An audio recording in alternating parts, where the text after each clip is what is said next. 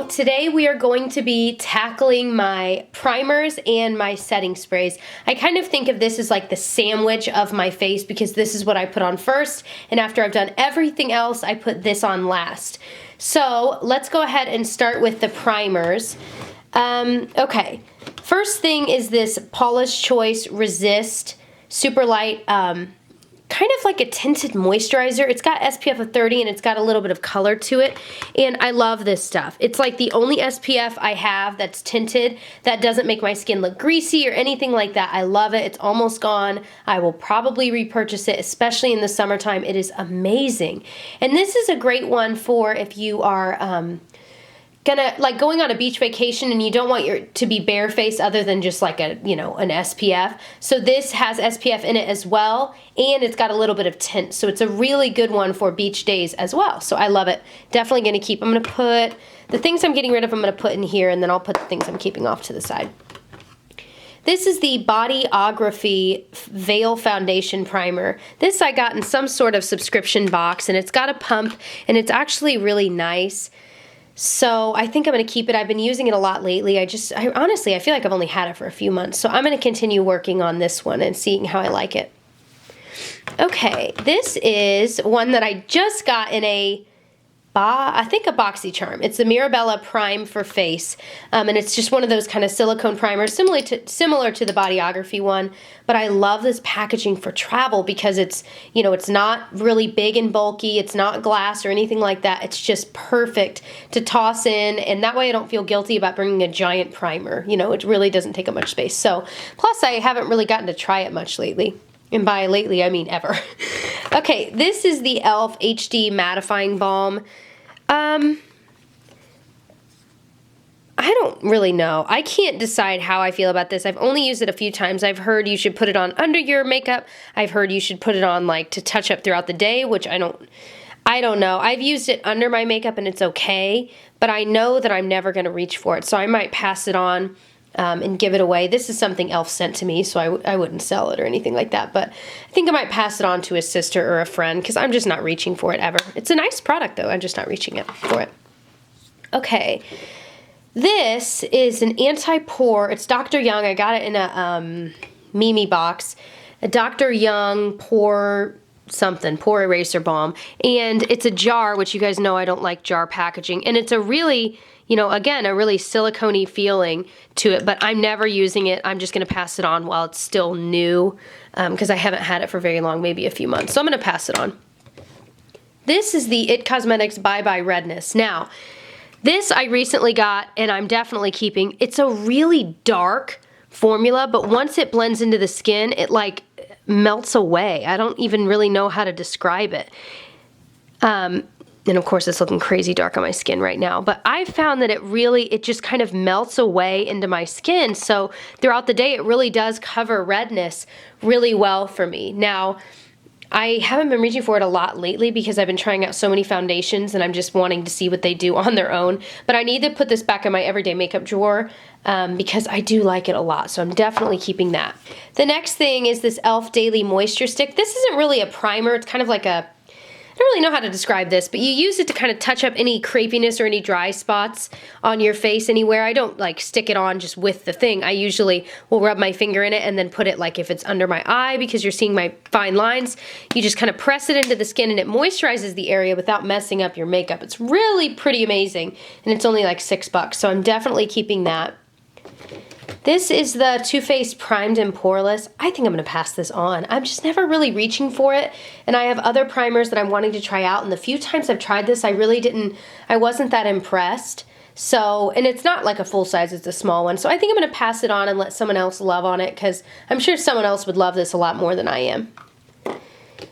This is the e.l.f. Mineral Face Primer. I've used this quite a bit as well, and I really like it, so I'm going to keep it. This and the Bodyography are so similar. I mean, they might as well be the exact same product. This here is this Cheek Room makeup base, and it's green tinted. Again, I got this in a Mimi box. It is a true green. Now, if you've got a super red face, this might be fantastic for you to cancel out redness. For me, I don't have that much redness. I mean, I do from time to time, but I've never reached for it. I think I've used it maybe once, so I'm going to go ahead and pass that on as well. The last thing in here for primers is this Becca Shimmering Skin Perfector. I'm assuming it's probably, yeah, it's in Opal. I mean, I should try it. Everyone talks about it, and why not at least give it a try? So I'll keep this for now. If I don't use it within the next month, I'm going to pass it on. But I should try it because everyone's talked about it, and I really don't keep samples, but this is like the only one I've held on to, so I'll keep that. Moving forward, this is my Urban Decay All-Nighter Spray. It's the XL, like, giant one. I've had this forever. I mean, since before I had a channel, and it is still, like, I want to say half full. I kind of want to look inside and see. Yeah, a little less than half full. It's in the old packaging, but I love it, and it really is good. I don't use setting spray every single day, but when I do, or when I know that I'm going out all night, I mean, truly, I will use this. So I love it. I'm definitely going to keep it. It's seen a lot of love. I wonder how, if there's like an expiration on this, because I have had it for a while. Still works, doesn't smell weird. This I just got and am going to review if I haven't reviewed it yet. It's the L'Oreal Infallible Makeup Extender Setting Spray, and it goes along with their Infallible foundation. This is really nice, you guys. Absolutely comparable to the All-Nighter, a lot cheaper. It's still like $14 or $13, which is expensive for a drugstore, but it is a really good product.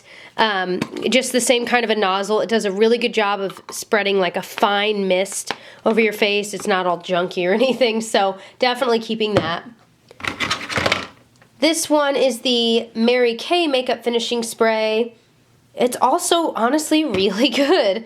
And this one I've traveled with quite a bit because it's a good travel size, and I know that it's really good. Again, it's one that it holds on to your makeup all day, just like the All-Nighter, so I like that. This one is the MAC Fix Plus, which I use to make powder shadows into kind of more like foiled almost shadows. But also, you know, you can do so much with this. You can use it just to kind of put all over your face to get rid of any powderiness. And this size is, I want to say, only like $10. So, reality, you could try the MAC Fix Plus for less than what you'd spend on the L'Oreal. Of course, with the MAC, you're getting only 1 ounce versus 3.4, so keep that in mind. But you can try MAC products for a lot cheaper than you think if you didn't know that. So, I like that a lot. The last setting spray I have is this Urban Decay B6. I never, ever use this. I mean, ever. And I just got it.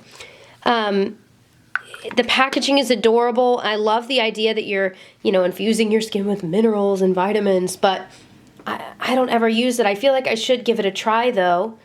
I don't know. I think I'm going to pass it on. I've only used it like twice. And, you know, anytime I'm wanting to infuse my skin with vitamins and minerals, I'm going to use a serum. And I love the idea that you can spray this on, but I'm just not using it. So I've got to stop holding on to things because they're a higher, more expensive brand. And, you know, Urban Decay is an expensive brand. And so I don't want to get rid of this, but at the same time, if I'm not using it, there's no point just keeping it for no reason if I'm going to have to force myself to use it. So I am just going to do it and say goodbye to this guy. This is everything that I am keeping, and this is everything I'm getting rid of. I decided to go ahead and get rid of this Bodyography one as well after I thought about it, because it's just like the e.l.f. mineral one that I already have that I already know I like. So there's not really a point in keeping both, and I'm not going to work through them anytime soon, so I'm not really concerned about running out of the e.l.f. and needing that, because like I said, I don't use primer every single day.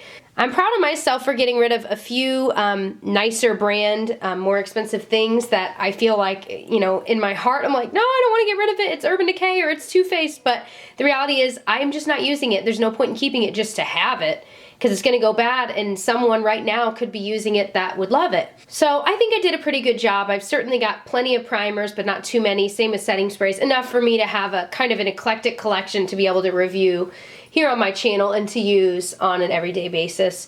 If you're interested in other declutter videos, I've got a ton up. I can link the entire playlist below, or even the first video, so you can start at the very beginning when I go through my lip products, lipsticks and lip glosses and things like that.